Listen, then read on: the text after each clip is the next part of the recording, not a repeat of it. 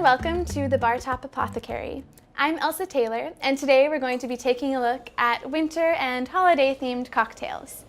So the first thing I'm going to make for you is my trusty holiday punch. So it's a gin-based drink. It also has ginger beer, rosemary syrup, some fresh orange and lemon, and a little bit of cinnamon bitters. Alrighty, so here's my punch bowl, thrifted 99 cents. For starters, I'm gonna do, let's say 6 ounces of gin. Just a dash.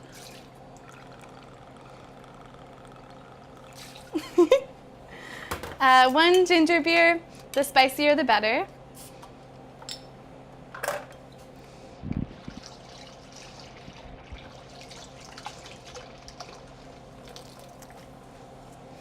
Going to do 1.5 ounces of my rosemary simple syrup, which is a very simple ingredient, hence the name. It's a 1-to-1 sugar and boiling water ratio, and then I just threw in a couple sprigs of rosemary in there. All right, and we will do the juice of, say, 1.5 lemons, so 1.5 ounces approximately.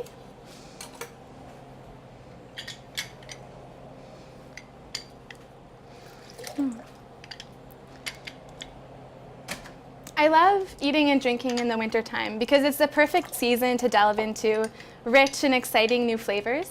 Because truly in the wintertime, what do you have to do other than stay cozy? So I think it's an ideal opportunity to experiment with new recipes, you know, wear elastic pants, get comfy.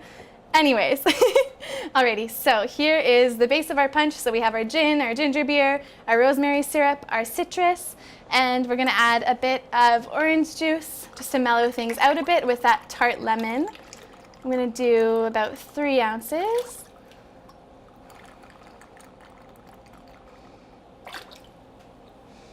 And then we are going to do our cinnamon bitters.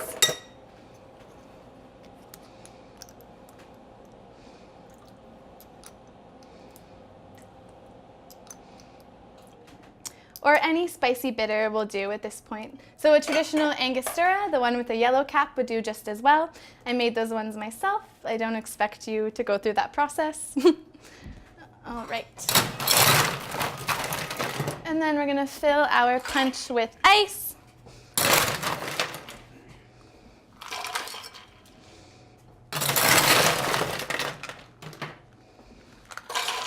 Something to note, my guests this evening drink pretty rapidly. However, if you are making punch for a family gathering or something, in which case your guests are going to be drinking a little slower, it's a good idea to have a larger ice cube, so you can actually use a large ice mold, and then that way the punch will get watered down far less quickly.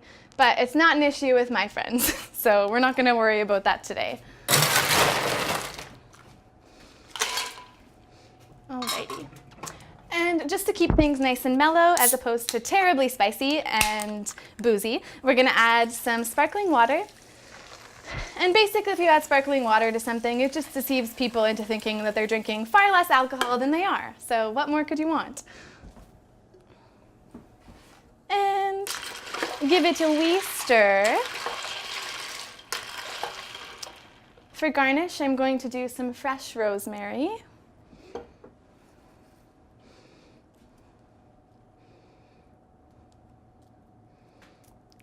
There we are, and a couple house cherries.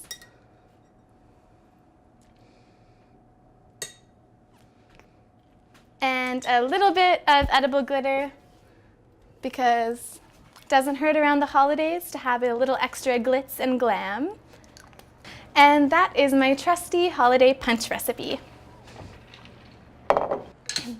All right, so the next winter cocktail that I'm going to make for you is actually a single serving beverage. Now this drink is particularly near and dear to my heart because it's one that I came up with my first winter living out of my parents' home. It was the holiday season, all of my roommates were gone, I was home alone and feeling pretty blue, and in the fridge I had a single egg. On the liquor shelf I had half a bottle of really, really cheap rum. And that was basically that. And hence came to be the Sad Gal Eggnog. So it's a single serving eggnog. It's mostly just liquor, but it's actually really delicious. So that's what I'm going to be making for you next. Now technically this drink falls into the flip family of cocktails. So a flip is any cocktail that contains a full egg. Now don't be put off, I know that sounds disgusting, but it actually lends a really beautiful creaminess to the drink. So I will commence by putting a full egg into my shaker. Next, I'm going to do an ounce of amber rum, as well as an ounce of spiced rum.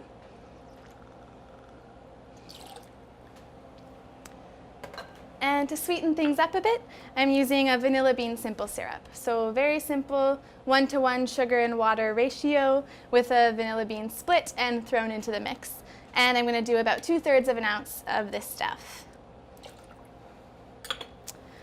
All right, the most important part of preparing this drink is shaking it very, very, very vigorously so that all of the egg gets integrated and you end up with what is basically an eggnog. So I'm just going to fill my shaker with ice and give this puppy a really good shake.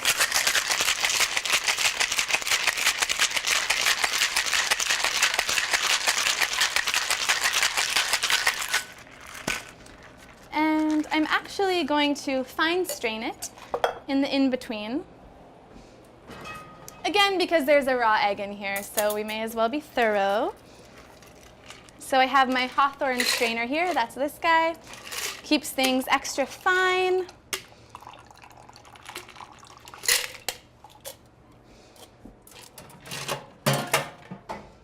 And I like to serve this one up, so without ice, in a large coupe glass. And another important step when preparing this drink is the aromatics on top. So traditionally when you're drinking eggnog, you have fresh nutmeg grated on top, perhaps a bit of orange zest, which is what I'm doing today.